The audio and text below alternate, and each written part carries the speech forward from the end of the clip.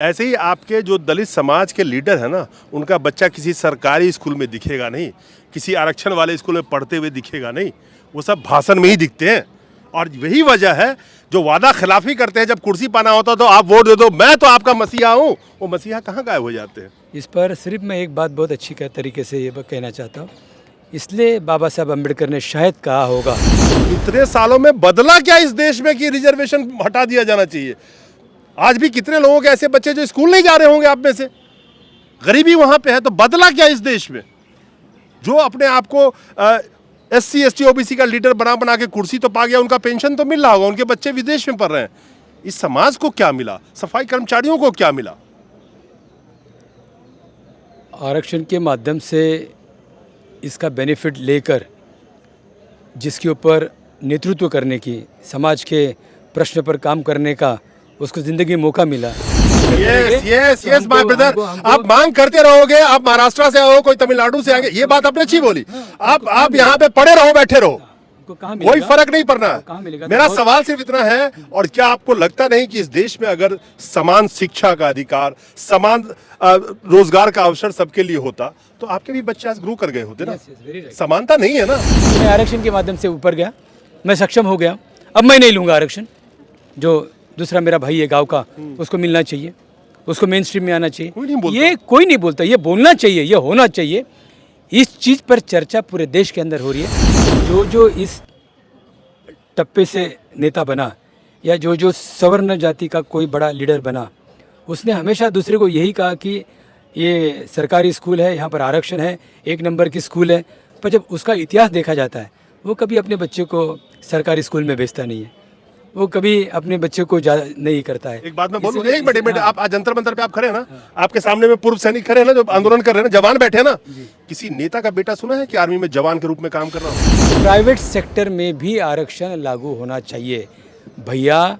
40-50 साल अगर इस एकाध कोई सेटअप भारत सरकार का है, कोई राज्य सरकार का है, उसमें आप प्राइवेटाइजेशन कर रहे हो, खाजगीकरण कर रहे हो, तो अगर वो मिट्टी, वो पानी, वो हवा, वो सब चीज़ अगर किसी गवर्नमेंट की थी, भले स्टेट गवर्नमेंट या सेंट्रल गवर्नमेंट, तो वहाँ पर भी आरक्षण अगर आप दोगे प्राइवेट सेक्टर में, तो ही बाकी के लोगों को मौका मिलेगा। आपसे फिर अगली बार जब भी कभी मिलोगे ना, तो पूछूंगा, जिस नेता ने आपका वादा कर करके आया था, जब कुर्सी पे बैठ गया, जब उससे वो निकम्मा निकला, तो उसके खिलाफ भी आप आंदोलन करोगे या नहीं करोगे, ये भी मैं पूछूंगा। दोस्तों नमस्कार।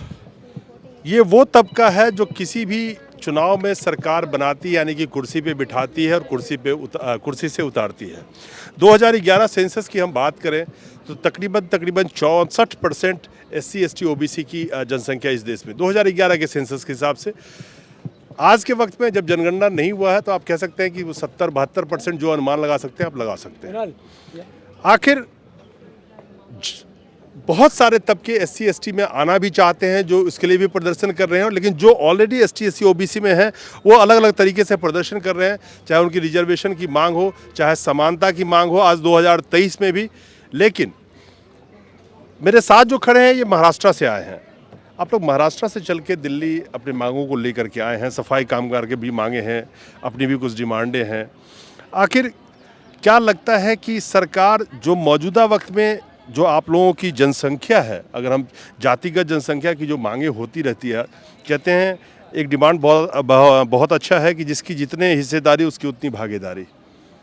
तो एक जातिगत जनसंख्या की मांग, ऊपर से आप लोगों का रिजर्वेशन की मांग, क्या लगता है कि आप ही लोग तो किसी को कुर्सी पे बिठाते हैं, आप ही के वोट से तो बैठते हैं, वो आपकी मांग क्यों नहीं मानी जाती है? नहीं, आपका सवाल भाई बहुत अच्छा है कि हमारे ही वोटों से जो लोग बैठते हैं, कुर्सी पर बैठने के बाद उनका रवैया बदलता है, और जो सोच लेकर दिमाग में हम उनको वोट करते हैं, फिर देखते हैं कि वहाँ जाने के बाद, वहाँ बैठने के बाद वो कुछ अलग ही करता है। ऐसा कुछ आगे होने वाला है, ये बाबा साहब अम्बेडकर को पहले ही से पता था। इसलिए बाबा साहब अम्बेडकर ने क्या कहा कि जितने भी रिज़र्व कॉन्स्टिट्यूंसी है, वहाँ पर रिज़र्व कैटेगरी का आदमी ही वोट करेगा, ताकि जो अच्छा काम करेगा उसको फिर मौका मिलेगा, नहीं काम करेगा तो लोग वोट नहीं देंगे।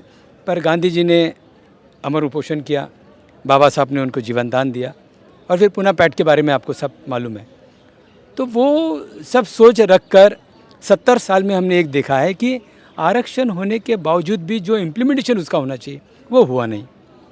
अभी मुझे अच्छा लगता है कि नरेंद्र मोदी जी के नेतृत्व में कम से कम जो उच्च जाति के लोग हैं, जो ओपन कैटेगरी के लोग हैं, उनको 10% का आरक्षण मोदी जी ने जो लागू किया, उनके बारे में भी सोचा। हम उनका स्वागत करते हैं, क्योंकि बाबा साहब अम्बेडकर जी ने भी यही सोचकर तमाम SC ST OBC और आज जो अलग अलग लोग, आप पत्रकार हो, आप जानते हो, आरक्षण की मांग कर रहे, कह रहे कि नहीं हमको भी आरक्षण मिलो, हमको। मेरे जानकारी के हिसाब से एक आपको बता दूं कि महाराष्ट्र में भी एक बहुत बड़ा मराठा समाज है, वो तो पर एक एक ज़िले में 5-5 लाख लोगों को लेकर निकला। तब भी बाबा साहब ने उनको कहा था कि देखो आने वाले समय में आपको बहुत ज़रूरत पड़ेगी, पर उन्होंने कहा कि नहीं, हम कैसे लेंगे। अब वो मांग कर रहे हैं। तो ये आरक्षण जो है, ये 10-10 साल के लिए जो बढ़ाया जा रहा है पॉलिटिकल आरक्षण, ये पॉलिटिकल आरक्षण रखे नहीं रखे, पॉलिटिकल आरक्षण रखने के बाद भी हमारी तो समस्या हल हो नहीं रही है।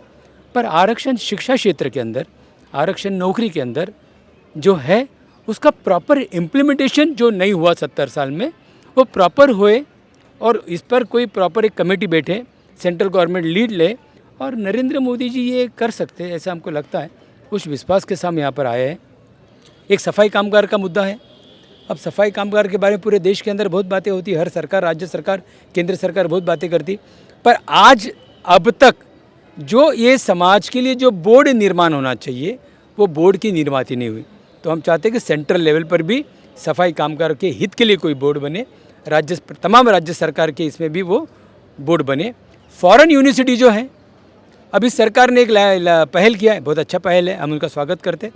क्यों जाए हम बाहर, क्यों हमारे पैसे हम बाहर खर्च करें, कि जो भी बाहर की पढ़ाई है, जिसको वो चिंतन अध्ययन करना है, उसको भारत देश के अंदर ही मिले। नरेंद्र मोदी जी ने पहल की, स्वागत है उसका, अच्छी बात है, बहुत बड़ी पहल है, पहले होना चाहिए। किसको नहीं पता चला, नरेंद्र जी मोदी जी ने वो लेकर आगे आए, हम उसका स्वागत करते। पर उसके अंदर और एक मांग हमारी है कि उस फॉरेन यूनिवर्सिटी जो यहाँ पर अगर शुरुआत होती है, तो वहाँ पर भी आरक्षण रखा जाए, और वहाँ पर भी उसमें भी 10% आरक्षण जो उच्च जाति के लोग हैं उनको भी रखा जाए, ताकि जो गरीब हैं, भले जाति से हम बड़ा होगा, उच्च जाति का होगा, स्वर्ण जाति का होगा, पर पढ़ा लिखा है, पढ़ना चाहता है, आगे बढ़ना चाहता है, तो उसको भी उस 10% का आरक्षण उसमें रहे। बाकी सुन रहा हूँ, मैं बहुत देर आपने बोला, मैं चुपचाप सुन रहा था आपकी। जिस तरह से एजुकेशन का प्राइवेटाइजेशन किया जा रहा है, आपकी नज़र के सामने है, कोई अंधा नहीं है इस देश में। दूसरी बात, जो डिमांड है कि हमें खासकर गवर्नमेंट जॉब में रिजर्वेशन के लिए मैं देखता हूँ कई जाति के लोग जो ऑलरेडी ST SC OBC में नहीं है, वो भी बहुत जोर शोर से जोर लगा रहे हैं कि मुझे ST में रख लो, OBC में रख लो, ये कर लो। मेरा सवाल बहुत छोटा सा है। जिस देश में एक तो नौकरियां ख़त्म होती जा रही है, जिस देश में प्राइवेटाइजेशन बहुत जोर शोर से चल रहा है, और तीसरी बात आपने खुद कही कि फॉरेन यूनिवर्सिटी तो आ रहे हैं, उसमें रिजर्वेशन कैसे मिल सकता है। और जिस जॉब के लिए आप लोग लड़ रहे हैं, रिजर्वेशन के लिए लड़ रहे हैं, वो गवर्नमेंट जॉब ही खत्म होता जा रहा है ऑलमोस्ट। आपके सामने है, प्राइवेटाइजेशन का विरोध चल रहा है ना देश में। बैंक वाले चिल्ला रहे हैं ना, PSU वाले चिल्ला रहे हैं ना, अभी पैरामिलिट्री फोर्स वाले चिल्ला रहे हैं ना, उनकी भी पेंशन नहीं है, उनके भी कोई फॉर्मल चीज़ें नहीं है। तो रिजर्वेशन जो आपसे बहुत सारे यहाँ आए थे पत्रकार जो सवाल कर रहे थे कि 10 साल का था, अब तो बहुत साल 2023 आ गया है, आखिर इतने सालों में बदला क्या इस देश में कि रिजर्वेशन हटा दिया जाना चाहिए। आज भी कितने लोगों के ऐसे बच्चे जो स्कूल नहीं जा रहे होंगे आप में से, गरीबी वहाँ पे है, तो बदला क्या इस देश में। जो अपने आप को SC ST OBC का लीडर बना के कुर्सी तो पा गया, उनका पेंशन तो मिल रहा होगा, उनके बच्चे विदेश में पढ़ रहे हैं, इस समाज को क्या मिला, सफाई कर्मचारियों को क्या मिला। आरक्षण के माध्यम से इसका बेनिफिट लेकर जिसके ऊपर नेतृत्व करने की, समाज के प्रश्न पर काम करने का उसको ज़िंदगी में मौका मिला। अब उम्र के ये टप्पे में मैं देख रहा हूँ कि वो असफल रहे, उन्हें नहीं सोचा समाज का, उन्हें नहीं जो लीडर बने थे, लीडर बने, जो कुर्सी मिला नहीं सोचा ना, जो कुर्सी मिला नहीं सोचा ना, नहीं सोचा। हाँ। जो आरक्षण के माध्यम से जो ऊपर गए, उन्होंने कहना चाहिए ना कि मैं आरक्षण के माध्यम से ऊपर गया, मैं सक्षम हो गया, अब मैं नहीं लूँगा आरक्षण। जो दूसरा मेरा भाई है गांव का, उसको मिलना चाहिए, उसको मेन स्ट्रीम में आना चाहिए। ये कोई नहीं बोलता, ये बोलना चाहिए, ये होना चाहिए। इस चीज़ पर चर्चा पूरे देश के अंदर हो रही है। मेरे शरीर का नौजवान अपने यारों को, दोस्तों को, सबको लेके जय भीम आर्मी का मैं नेतृत्व करता हूँ। जय भीम आर्मी महाराष्ट्र में काम करते समय तमाम यार साथियों बहुजन समाज को हम ये करते, इसके साथ साथ आपने बड़ा प्रश्न खड़ा किया, बहुत उचित प्रश्न है वो, कि ये क्यों हो रहा है, इतना होने के बाद भी जो हो नहीं पाया इस देश में अब तक, क्योंकि उसका इम्प्लीमेंटेशन ही नहीं किया ना। अब तो प्राइवेटाइजेशन हो रहा है, और जहाँ पर प्राइवेटाइजेशन हो गया वहाँ पर आरक्षण का मुद्दा खत्म हो रहा है। इसलिए आपने देखा रहेगा कि हमारी मांग है, इस कटआउट पर हमारी मांग है कि प्राइवेट सेक्टर में भी आरक्षण लागू होना चाहिए। भैया 40-50 साल अगर इस एक आध कोई सेटअप भारत सरकार का है, कोई राज्य सरकार का है, उसमें आप प्राइवेटाइजेशन कर रहे हो, खाजगीकरण कर रहे हो, तो अगर वो मिट्टी, वो पानी, वो हवा, वो सब चीज़ अगर किसी गवर्नमेंट की थी, भले स्टेट गवर्नमेंट या सेंट्रल गवर्नमेंट, तो वहाँ पर भी आरक्षण अगर आप दोगे प्राइवेट सेक्टर में तो ही बाकी के लोगों को मौका मिलेगा। नहीं तो हम आरक्षण की मांग करते रहेंगे और आप सब लोग प्राइवेटाइजेशन करते रहेंगे। यस यस माय ब्रदर, आप मांग करते रहोगे, आप महाराष्ट्र से आओ, कोई तमिलनाडु से आएंगे, ये बात आपने अच्छी बोली। आप यहाँ पे पड़े रहो, बैठे रहो, कहाँ कोई फर्क नहीं पड़ना कहाँ है। मिलेगा? मेरा सवाल सिर्फ इतना है, और क्या आपको लगता नहीं कि इस देश में अगर समान शिक्षा का अधिकार, समान रोजगार का अवसर सबके लिए होता तो आपके भी बच्चे आज ग्रो कर गए होते ना। समानता नहीं है ना, आज गरीबी वहीं की वहीं है ना। 80 करोड़ जनता 5 किलो अनाज पे टिकी है, उसमें इस समाज के भी लोग तो 5 किलो अनाज पे टिकी है ना। तो उनके बच्चे किस स्कूल में पढ़ रहे हैं, वो कहाँ से समान अवसर रोजगार में आएंगे? उनको आरक्षण की आप बात करते हो, नहीं मिलेगा तो कहाँ जाएंगे? एक अच्छा विषय आपने छेड़ा यहाँ पर। मेरी पूरी ज़िंदगी में मैंने एक देखा कि जो इस टप्पे से नेता बना या जो सवर्ण जाति का कोई बड़ा लीडर बना, उसने हमेशा दूसरे को यही कहा कि ये सरकारी स्कूल है, यहाँ पर आरक्षण है, 1 नंबर की स्कूल है। पर जब उसका इतिहास देखा जाता है, वो कभी अपने बच्चे को सरकारी स्कूल में भेजता नहीं है, वो कभी अपने बच्चे को ज़्यादा नहीं करता है। एक बात मैं बोलूँ, एक मिनट, आप आज जंतर मंतर पे आप खड़े हैं ना, आपके सामने में पूर्व सैनिक खड़े हैं ना, जो आंदोलन कर रहे हैं ना, जवान बैठे हैं ना। किसी नेता का बेटा सुना है कि आर्मी में जवान के रूप में काम कर रहा हूँ? जी, यही तो आप ही की जवाब दे रहा हूँ, सुना है कभी? नहीं सुना ना। यही तो एक बड़ी दुख की बात है कि अच्छा हो गया कि कम से कम मैं एक नाम बता दूं कि एक सुधीर सावंत, मेजर सुधीर सावंत, जिनके बाप 3 टाइम MLA रह चुके हैं, वो आर्मी में गया और बाद में मेंबर ऑफ पार्लियामेंट बना, पर आर्मी में गया। तो डैडी ने कहा कि अरे मैं MLA हूँ, तू कहाँ है, मैं आर्मी जा रहा है। पर वो जो जुनून रहता है ना, ये जो देश सेवा का जो जुनून है, वो अंदर से, भीतर से, फैमिली के इसमें से होना चाहिए। मेजर और जवान में बहुत फर्क है। और जवान तो कोई भी लीडर का बच्चा तुमको आर्मी में गन लेके कड़ी धूप में, बॉर्डर पे, ठंडी में, गर्मी में, बारिश में दिखेगा नहीं। ये बड़ी खेत की बात है। नहीं दिखेगा ना। अब दूसरे पे आ जाओ ना। ऐसे ही आपके जो दलित समाज के लीडर है ना, उनका बच्चा किसी सरकारी स्कूल में दिखेगा नहीं, किसी आरक्षण वाले स्कूल में पढ़ते हुए दिखेगा नहीं, वो सब भाषण में ही दिखते हैं।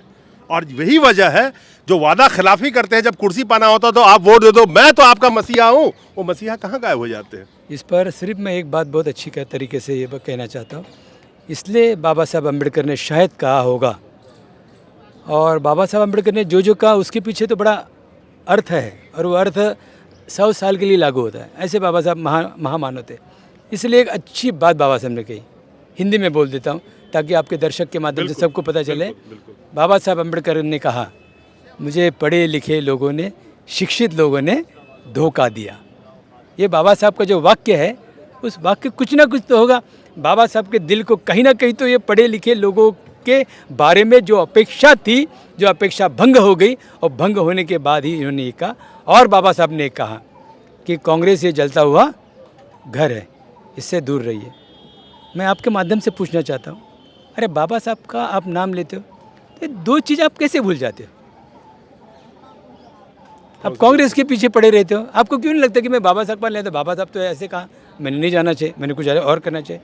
बाबा साहब ने कहा कि शिक्षित हुआ, संगठित हुआ। हम संगठित हो रहे, पर थोड़े और 10 कदम चल के समाज को भूलने की जो परंपरा जो शुरू हुई है देश में, इस वजह से देश में जो आखिरी तबके का जो गौर गरीब बहुजन समाज का आदमी है, वो न्याय बेनिफिट से वंचित है, उसको सब मिले, ये पहल लेकर हम 50-60 लोग आज यहाँ पर आए हुए, वो संगठन के प्रमुख लोग हैं। आने वाले साल में हमने जो अभी मुद्दे रखे, अगर वो नहीं होता है तो भैया आप ही रहोगे विटनेस। एक बहुत बड़ा आंदोलन इस देश में खड़ा करने के पहल आज हमने यहाँ पर जंतर मंतर से की है। और मुझे उम्मीद है, उम्मीद में तो पूरी दुनिया जीती, मुझे उम्मीद है कि होगा कुछ ना कुछ, ईमानदारी से काम करेंगे तो होगा। मैं विटनेस है, लेकिन आप भी विटनेस रहना। और मैं आपसे फिर अगली बार जब भी कभी मिलोगे ना तो पूछूंगा, जिस नेता ने आपका वादा कर करके आया था, जब कुर्सी पे बैठ गया, जब उससे वो निकम्मा निकला, तो उसके खिलाफ भी आप आंदोलन करोगे या नहीं करोगे, ये भी मैं पूछूंगा आपसे। अवश्य। समझे, जो अपने आप को लीडर बन के आते हैं आप लोगों का। खैर, बाबा साहब अम्बेडकर सिर्फ इन लोगों के नहीं, पूरे देश के हैं। और देश के 140 करोड़ जनता उनका धन्यवाद जरूर देती है कि इस देश के अंदर में कोई भी अत्याचार जब जनता महसूस करती है तो उस बाबा साहब के संविधान ने ही उसको हक दिया है कि आज छाती चौड़े करके हम रोड पे खड़े होकर चिल्लाते हैं। ये हक भी हमें संविधान ने दिया है, लोकतंत्र नहीं दिया है। तो बाबा साहब का धन्यवाद तो 140 करोड़ जनता करती है, जिस बाबा साहब ने बिना किसी भेदभाव को एक एक जनता के हाथ में वो हथियार दिया है, और वो हथियार है देश का संविधान। और संविधान का जो पालन नहीं करता है और अत्याचार किसी जनता पे होती है तो उसी संविधान का नाम लेके लोग चिल्लाते हैं। तो बाबा साहब का धन्यवाद तो पूरे देश की जनता करती है। नमस्कार।